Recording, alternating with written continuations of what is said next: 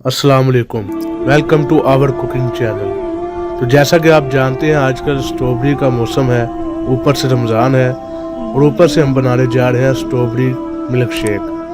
तो आइए देखते हैं।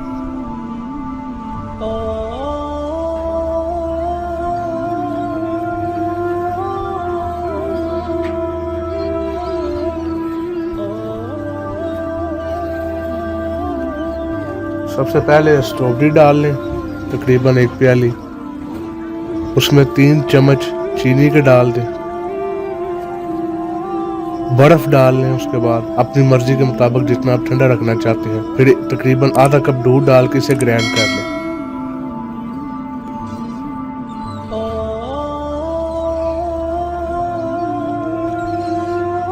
अब यहाँ पर आके इसमें मजीद 1 गिलास दूध और डाल दें और फिर से इसे ग्राइंड कर लें अच्छी तरह और फिर इसे एक गिलास में निकाल लें। आपका स्ट्रॉबेरी शेक बिल्कुल तैयार है। तो मुझे उम्मीद है आपको आज की रेसिपी पसंद आई होगी। इसे अपने दोस्तों और फैमिली मेंबर से जरूर शेयर करें और इस तरह की रमज़ान स्पेशल रेसिपीज के लिए हमारे चैनल को सब्सक्राइब करें और बेल आइकन को दबाएं ताकि आपको नई आने वाली वीडियोस का नोटिफिकेशन मिल जाए। आज के लिए बस इतना ही, इजाज़त दीजिए। खुदा हाफिज़।